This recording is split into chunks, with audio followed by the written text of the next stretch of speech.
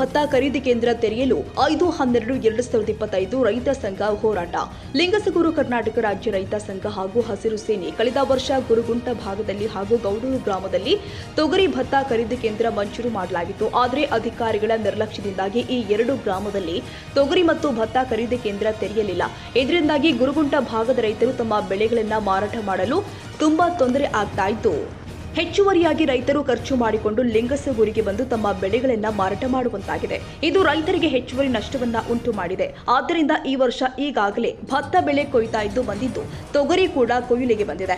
ಗುರುಗುಂಟ ಹಾಗೂ ಗೌಡೂರು ಗ್ರಾಮ ಸೇರಿ ತಾಲೂಕಿನಾದ್ಯಂತ ಖರೀದಿ ಕೇಂದ್ರವನ್ನು ತೆರೆದು ರೈತರಿಗೆ ಅನುಕೂಲ ಮಾಡಿಕೊಡಬೇಕು. ಇಲ್ಲವಾದಲ್ಲಿ ರೈತರು ಹೆಚ್ಚುವರಿ ನಷ್ಟ ಭರಿಸುವಂತಾಗಿದೆ. ಕಾರಣ ತಾಲೂಕಿನಾದ್ಯಂತ ತೊಗರಿ ಭತ್ತ ಖರೀದಿ ಕೇಂದ್ರವನ್ನು ತೆರೆಯಬೇಕು. 5/12/2025 ರೈತರು ಗುರುಗುಂಟ ಗ್ರಾಮದ ಮೂಲಕ ಹಾದು ಹೋಗುವ ರಾಷ್ಟ್ರೀಯ ಹೆದ್ದಾರಿ 150 ಬಂದ್ ಮಾಡಿ ಉಗ್ರ ಹೋರಾಟವನ್ನ ಮಾಡಬೇಕಾಗಿದೆ. ಪ್ರತಿಭಟನಾ ಸ್ಥಳಕ್ಕೆ ಜಿಲ್ಲಾ ಉಸ್ತುವಾರಿ ಸಚಿವರು ಹಾಗೂ ಜಿಲ್ಲಾಧಿಕಾರಿಗಳು ಬಂದು ರೈತರ ಸಮಸ್ಯೆಗಳನ್ನು ಪರಿಹರಿಸಬೇಕು ಅಂತ, ಇಲ್ಲವಾದಲ್ಲಿ ರೈತರ ಉಗ್ರ ಹೋರಾಟ ಮಾಡ್ತೀವಿ ಅಂತ ಎಚ್ಚರಿಸಿದ್ರು.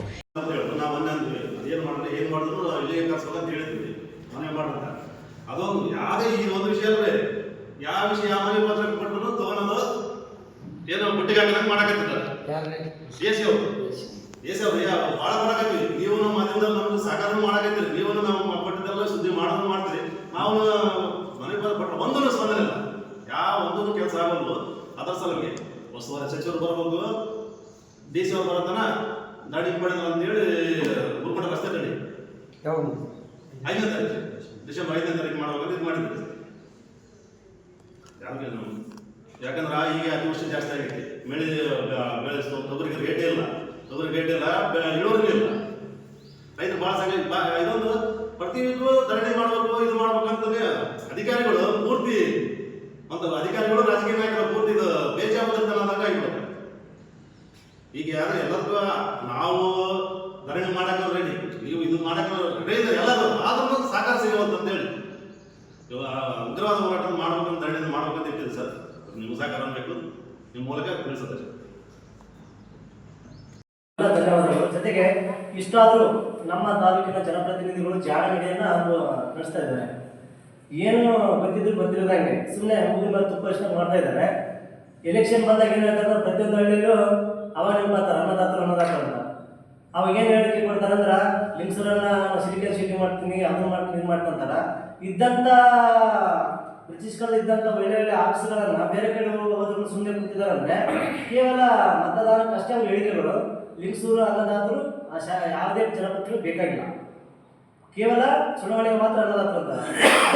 ಇದೇ ಥರ ಮುಂದುವರೆದ್ರೆ ಮುಂದೊಂದು ದಿನ ನಾವು ತಾಲೂಕಿನ ಎಲ್ಲ ಅನ್ನದಾತರು ನಾವು ಈ ಶಾಸಕರಿಂದ ಮುಸ್ಕರ ಜೊತೆಗೆ ಮುಂದಿನ ಚುನಾವಣೆಗೆ ನಾವು ಅನ್ನದಾತರಿಂದ ಮತದಾನ ಬಯಸಿದ್ರೆ ಇಷ್ಟಪಡ್ತೀವಿ. ಯಾಕಂದರೆ ಕೇವಲ ಅನ್ನದಾತರು ಎಲೆಕ್ಷನ್ಗೆ ಸಿಗುತ್ತಿಲ್ಲ. ಇಲ್ಲಿಂದ ಜನಪ್ರತಿನಿಧಿಗಳು ನಮ್ಮ ಅನ್ನದಾತರ ಬಗ್ಗೆ ಅಭಿಮಾನ ಇರಬೇಕು. ಅವರಿಗೆ ಎಷ್ಟು 8 ದಿನ ಕುಂತೀವಂದ್ರೆ ನಾವು ಕೇವಲ ಈ ತೋರಿಕೆಗೆ ಮಾತ್ರ ಹೇಳಿಕೆ ಕೊಡ್ತಾರಂದ್ರೆ ಇಲ್ಲಿದ್ದ ಅನ್ನದಾತರು ನಾವು ಅಂದರೆ ಲೆಕ್ಕಕ್ಕಿಲ್ಲ ಅಂತ ಅರ್ಥ. ನಮ್ಮಿಂದ ಅವರು ನಮ್ಮ ಒಬ್ಬ ಒಳ್ಳೆಯ ಸೇವಕ ಆಗ್ಬೇಕಂತ ನಾವು ಮತದಾನ ಮಾಡಿ ಜನಪ್ರತಿನಿಧಿ ಮಾಡಿವಿ.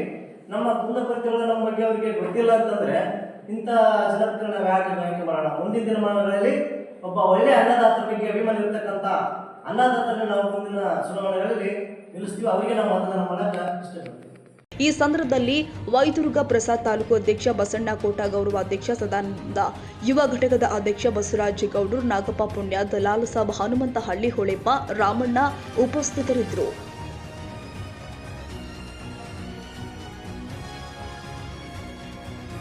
ಈ ವಿಡಿಯೋ ನಿಮಗೆ ಇಷ್ಟವಾದರೆ ಲೈಕ್ ಮಾಡಿ.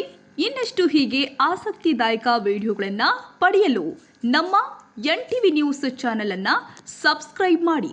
ಪಕ್ಕದಲ್ಲಿ ಇರುವ ಬೆಲ್ ಐಕಾನ್ ಅನ್ನು ಒತ್ತಿ. ನಿಮ್ಮ ಬೆಂಬಲವೇ ನಮಗೆ ಸ್ಫೂರ್ತಿ.